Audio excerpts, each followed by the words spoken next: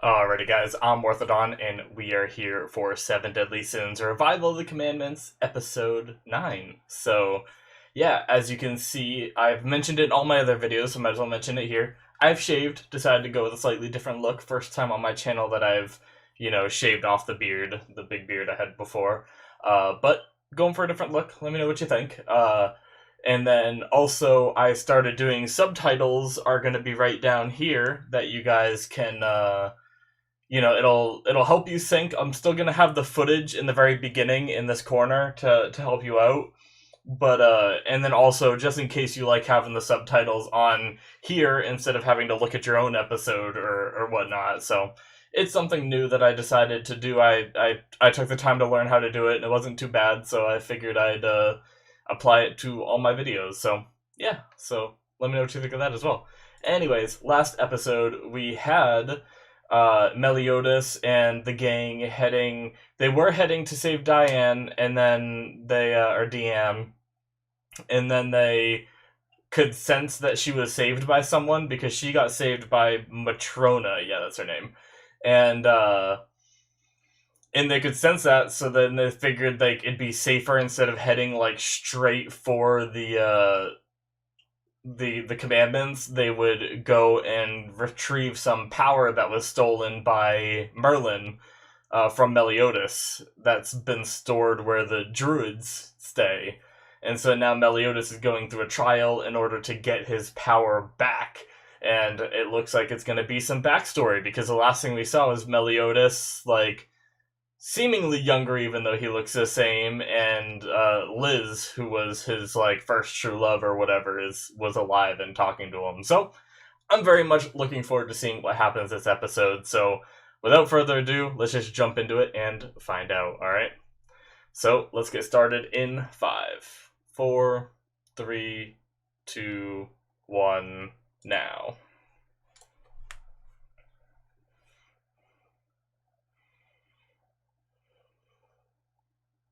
Yes.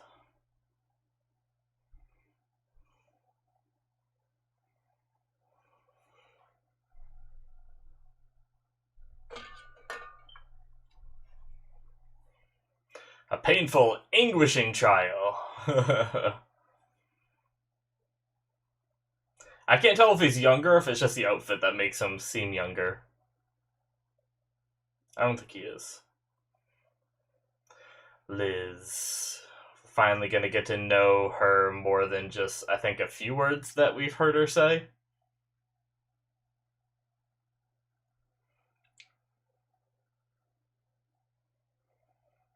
Something fun. That's creepy.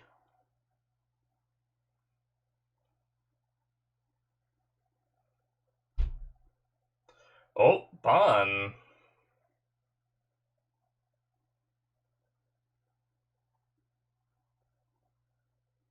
This guy looks like a damn potato.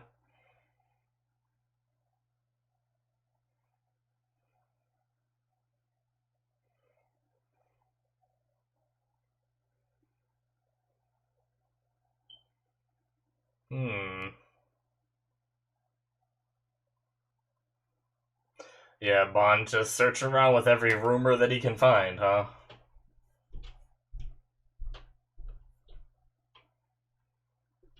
The City of Thieves, Ravens.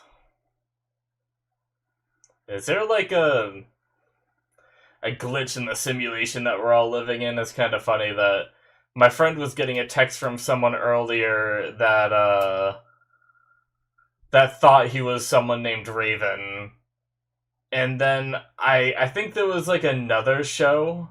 I think I was watching some like Netflix show that talked a lot about ravens in like the one episode that I watched of it. And now this episode they're going to the town of Ravens or whatever it was called. It's kind of weird how every now and then there's just some words that, like I've obviously heard the word ravens before, but just suddenly comes up a lot more. do do do do do do do do do do do do do.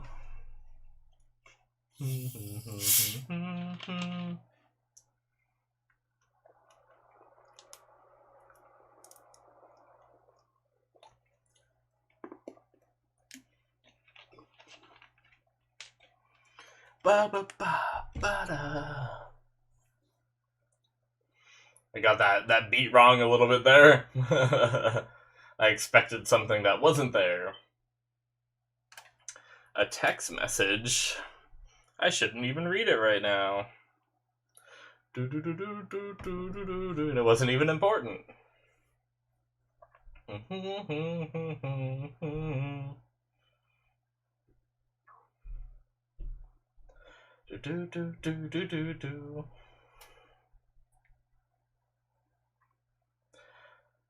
Ba ba ba ba ba ba.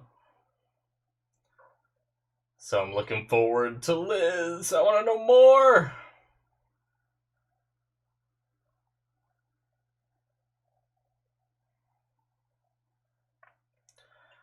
A promise to a loved one. All right.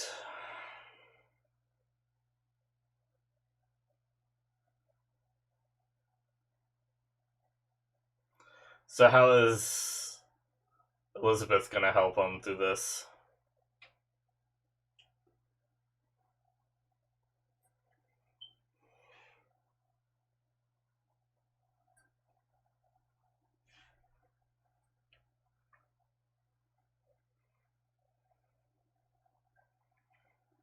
Hmm.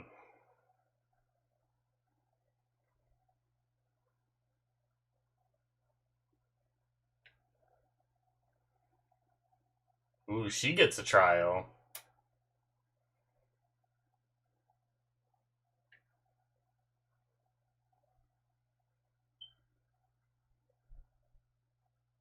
Does she have to make it bud?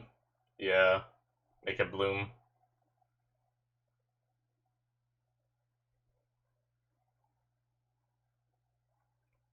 Yeah, we've seen it before.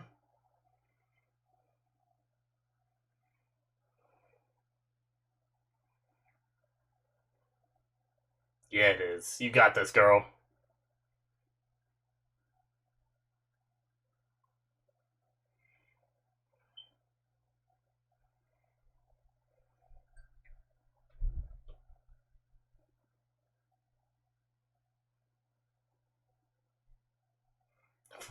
God damn it.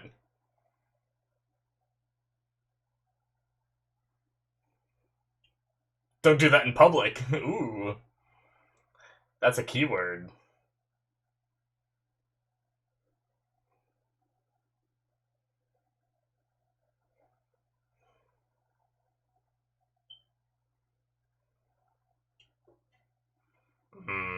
It's gonna get tough though.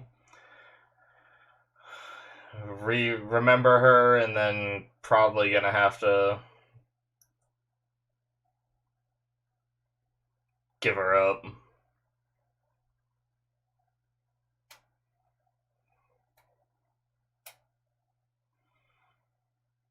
Also, does Meliodas always have some kind of animal that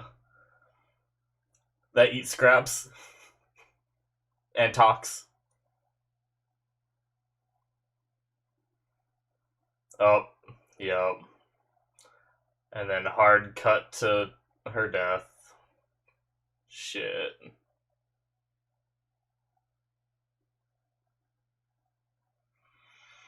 Poor Meliodas.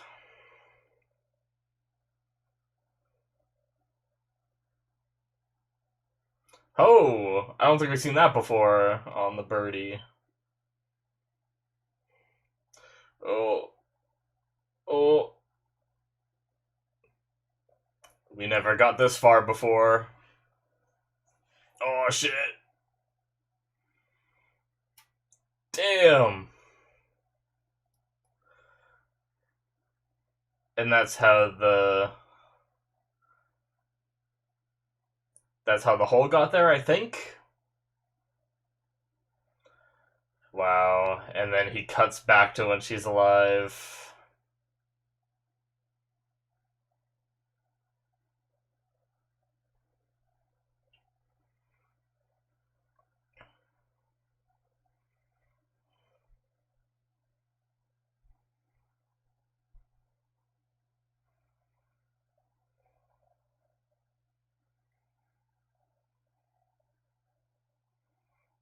Hmm. I'm guessing he has to let her go, right? Like, admit she's gone and move on, kind of thing, so the power doesn't take over when he thinks about her, maybe?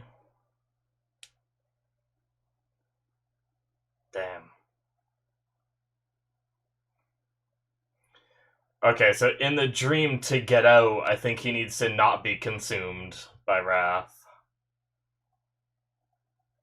Kill off his emotions. Oh.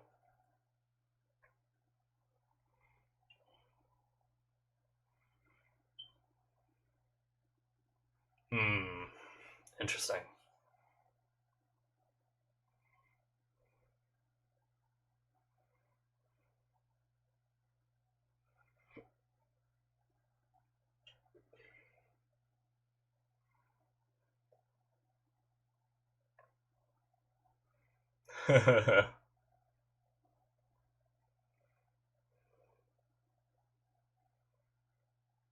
Get into fighting shape.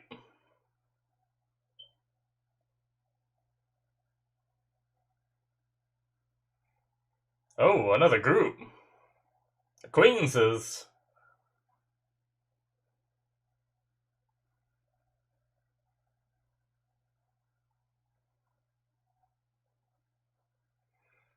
Hmm. Yeah. Hendrickson. Yep.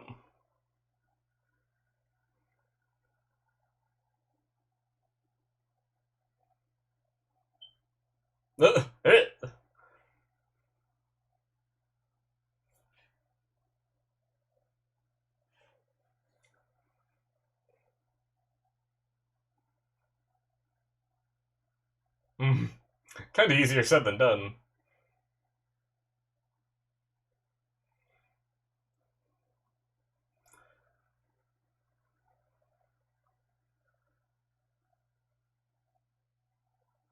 Who is it?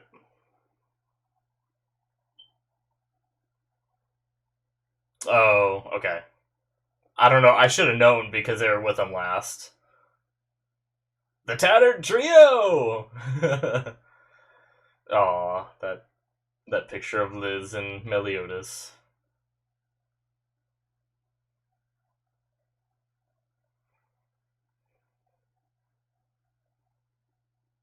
There's something just in my webcam behind me, wasn't there? I think it's some kind of bug. I every now and then get some moths or something in my room a bit.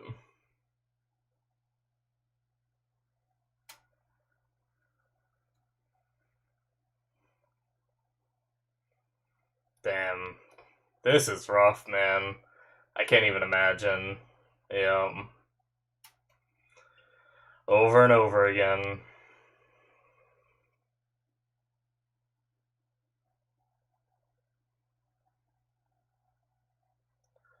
God.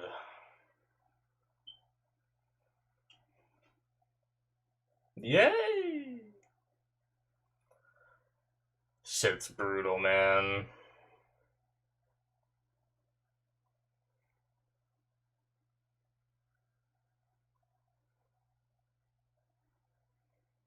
Oh, pulled him out of it.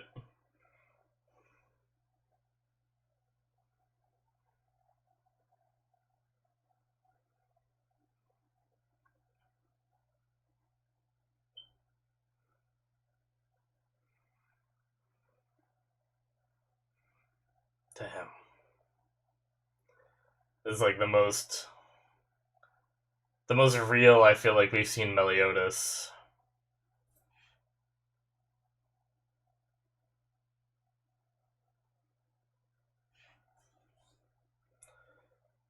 Hmm.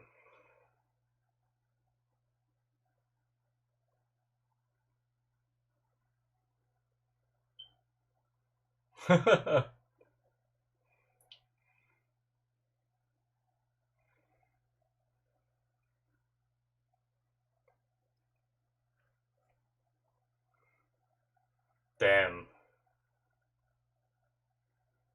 Oh, I like this background track too. Wow. This is really cool. This is I feel like so much more of Meliodas than we normally see, like his just joking, goofy self.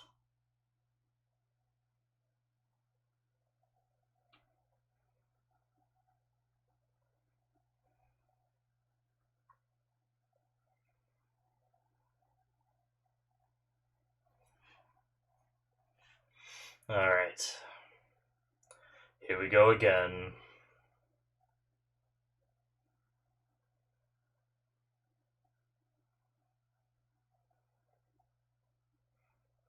I feel like there's another way. I don't think you have to abandon your emotions. Maybe just accept that she's gone and not give in to wrath, maybe. You don't have to forget. I mean,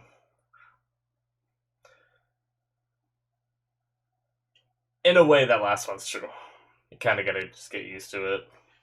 Or more like accept it. Ah, that's so rough.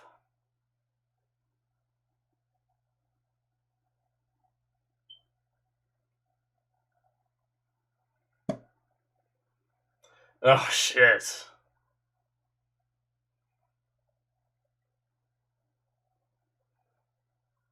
Oh. She believes in Meliodas.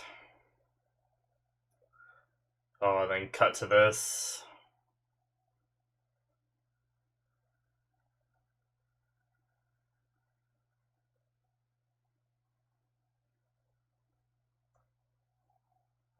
Damn.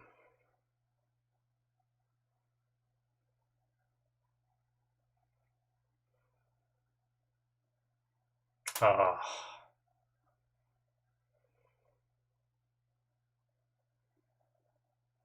Oh, I get to see that shadowy figure. Not really shadowy, but looks like he had a physical form at that point.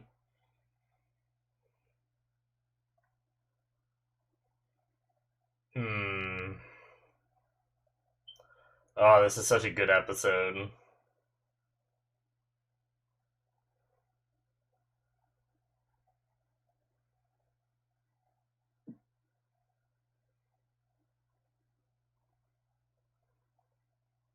Oh. Hmm.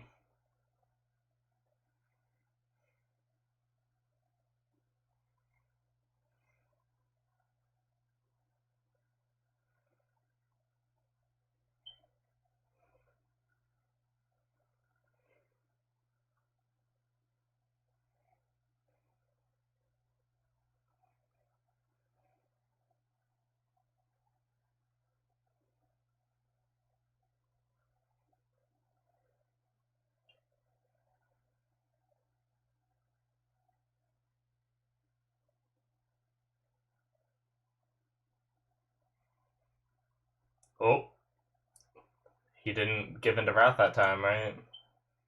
At least not yet.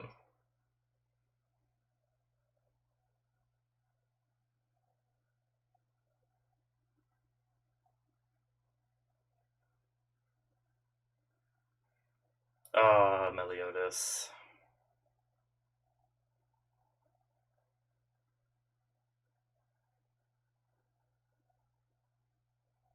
She crying just seeing him cry?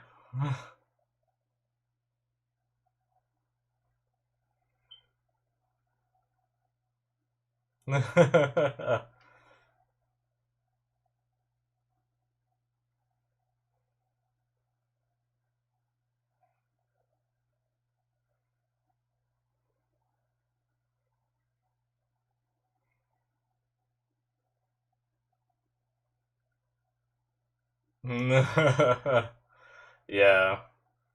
I think it's just more about acceptance than it is about giving up emotions.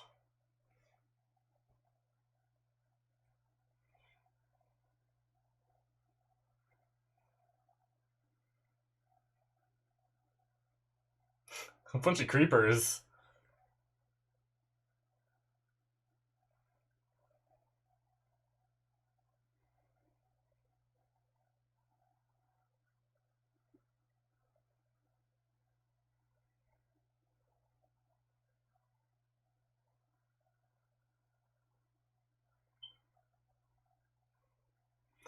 Alright.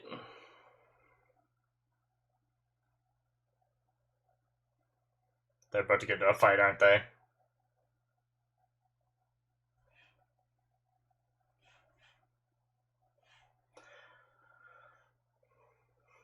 Oh, he has a heart on his shirt. One bed. Oh my god, Jericho.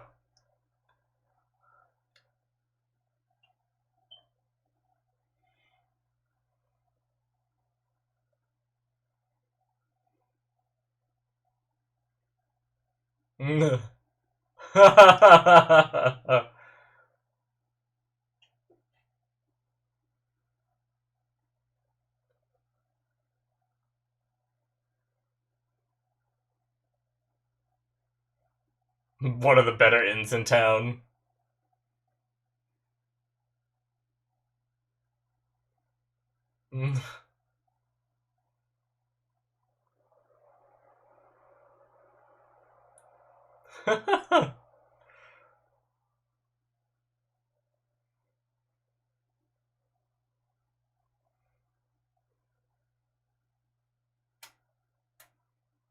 Ah.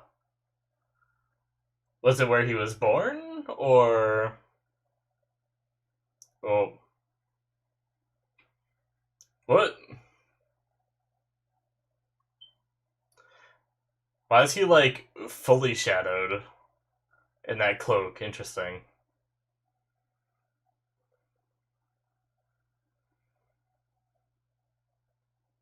Is it gonna be someone we recognize when the hood comes off, maybe? Oh. Okay, that's how they're gonna intervene. Just instantly. Jericho's like, huh? Huh?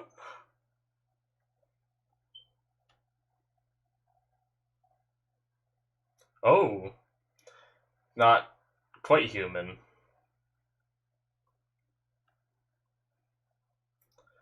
A beastman. A werefox.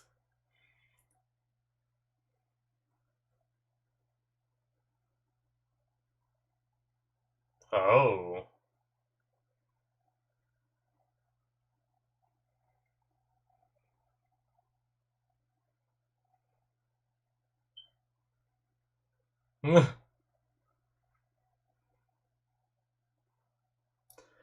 So there's beastmen in this world? Have we seen that before?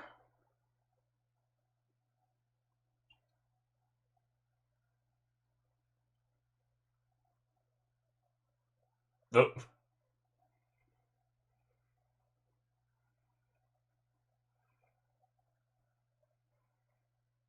Hmm. Ah, he's getting old.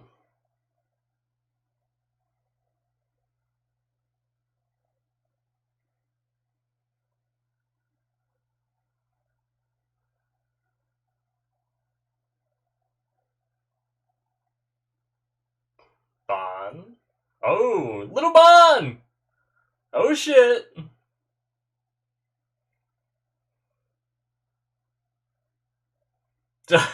I went to go grab one and he just grabbed a friggin' armful.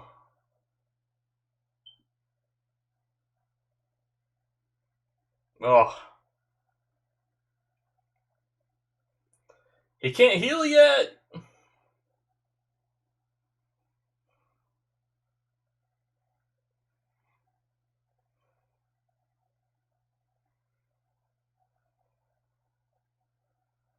Who's this?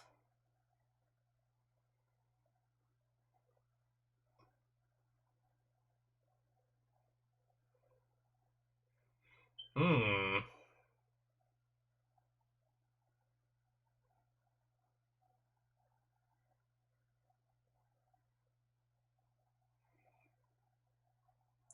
Zhivago? What? Oh, okay, okay. Shit. That felt kind of, I mean, I guess that's not a bad place to end it, but I guess I just did not expect it to end there. Alright. So I guess we got a little bit of a Bond story going on, too. And some backstory as well. What a good episode. The Bond stuff felt like it was, like, out of nowhere, but I can tell it's going somewhere, you know, and probably going to end up being something relatively important. So I do look forward to it, but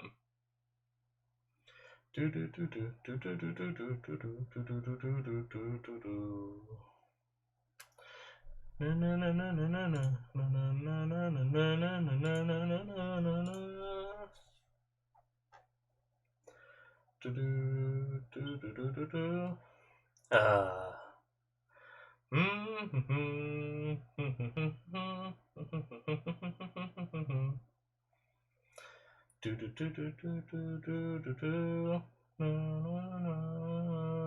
I love this little ending bit here, right towards the end of the credits.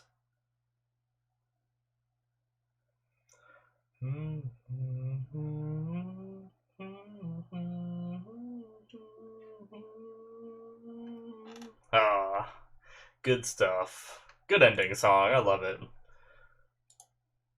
Alright, so that is the end of episode 9. So, yeah, we got a lot of backstory. Or well, actually, we didn't. We actually didn't get as much as I thought we were gonna get of Meliodas and Liz. We really got basically his struggle in showing like how well they were together and how much they loved each other, you know, and then the it's kind of cool because it mirrors the emotion of someone like suddenly being gone, you know, where it just quickly like jump cuts to her being dead after them having like a happy scene. Like we didn't see like the build up to her death. We only saw like the jump cut to it, and that's probably like how it really feels for Meliodas. Like suddenly she's just, this person he loves is gone, and and I can really I really like how they did that. How I don't know if they intentionally meant for me to dig this deep into it and pull that out, but like it gives us that sense of like this person being ripped away from his life, and I think that's really tragic, but a good way to visualize it for us, I think. But yeah, I can't imagine just having to relive something like that. Like, it's one thing to love someone that much and then lose them. Like, I can't imagine that either.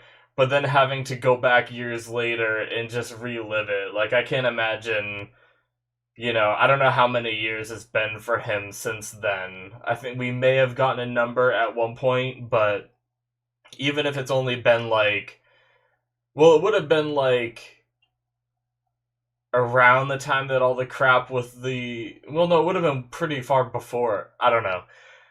Anyway, the even if it's only been like 5 years, just having to like dredge that back up is terrible. But essentially, it's kind of like what I was saying throughout the episode.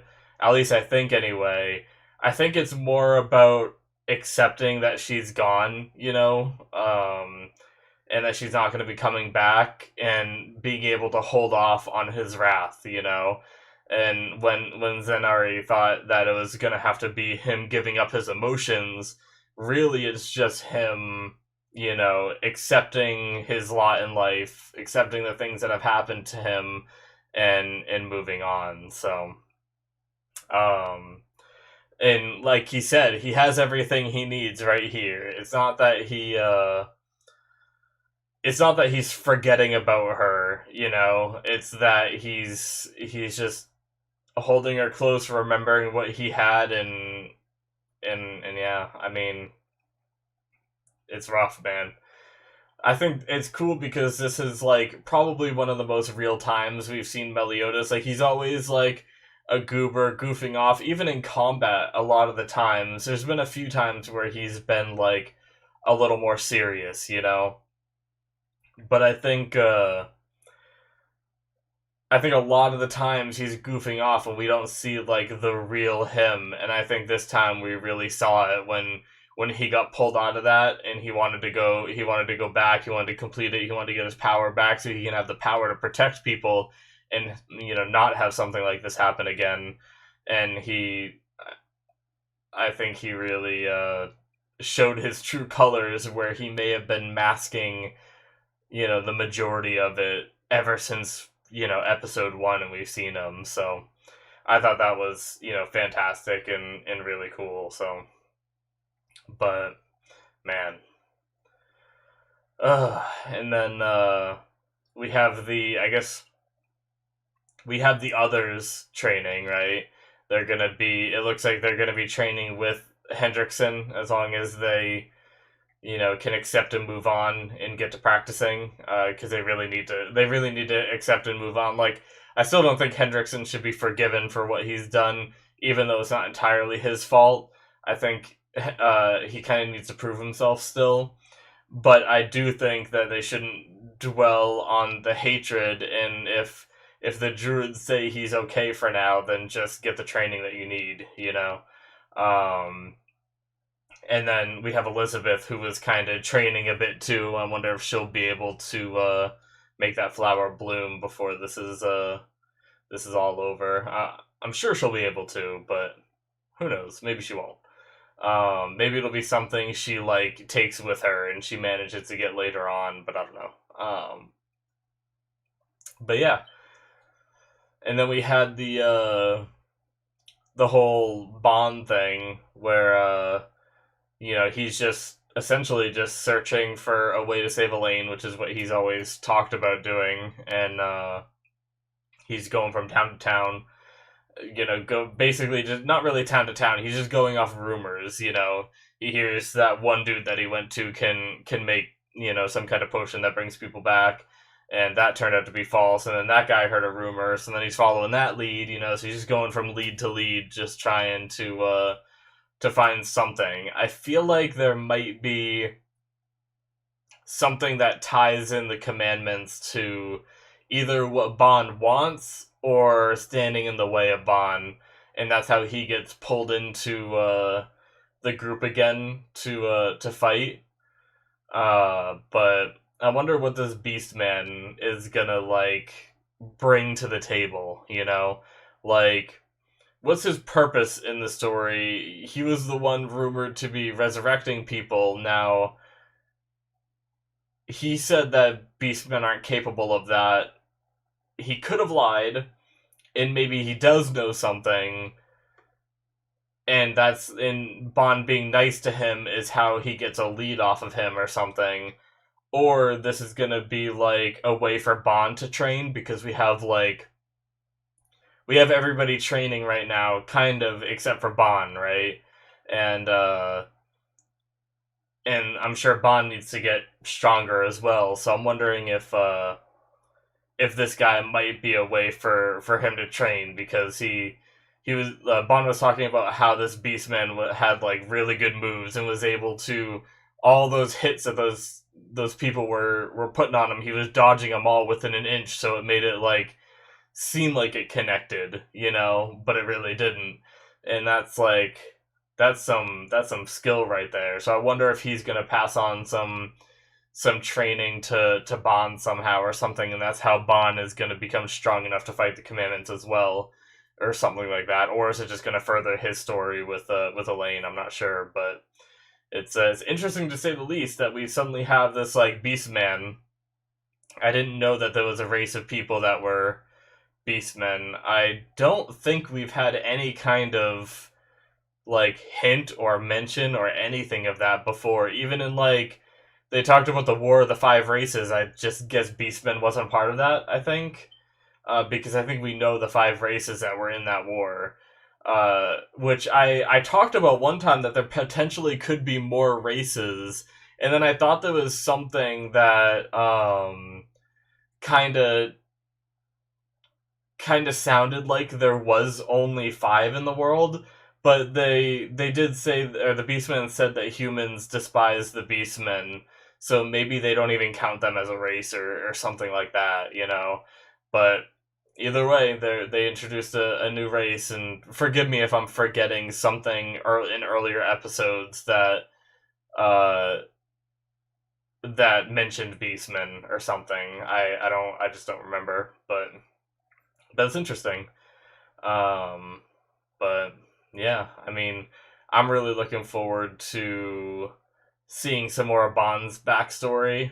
He obviously had a rough childhood growing up. He I mean, I don't know if he has any family or anything, but it doesn't seem like it. It seems like he's living on the street, stealing to get his food and stuff. So, and then he got put in jail and met this like, shoot, I forget his name now, but uh, he met this dude who is breaking out of jail. I'm guessing that's how Bond gets out, maybe, and maybe trains him a bit because wasn't Bond was pretty like relatively strong and capable before getting the like the Fountain of Youth stuff and becoming immortal, right? I think he I think he was strong. I know I remember him climbing up the tree, getting knocked off, falling, and, somehow living every time. And, Elaine was saying, like, why does the forest keep protecting you? Because he kept, like, falling on different things. I do remember that in the first season.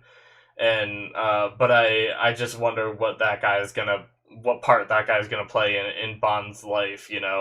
I could tell as soon as we saw him that he has like the outfit and the looks that he's going to be like a significant character where he's not just like wearing rags and just a nobody. So I wonder if he's also gonna like by chance come back into the story at all, or if he's just gonna be a Bond backstory kind of thing. But that'll be pretty interesting. I'm looking forward to that. So yeah, overall, absolutely love the episode, and I'm really looking forward to where the show is going from here. I'm looking forward to all our characters, getting stronger and then getting into the fights with the commandments. And I really want to know like what the commandments are capable of, like even just their little special abilities that they have, like how Galland was able to turn people to stone if you told a lie. So I think it's going to be pretty exciting the closer and closer we get to that. So, but yeah, guys, that's it from me. Thank you so much for watching. Make sure you hit that subscribe button and also check out my Patreon. The link is in the description. You can see the next episode right now on there. Or you can go to patreon.com/Morthadon. I also have exclusive shows to Patreon where I'm watching Soul Eater and I'm watching Violet Evergarden at the moment. So check that out if you're interested. But yeah, guys, thank you for watching, and I will see you in my future reactions. Bye!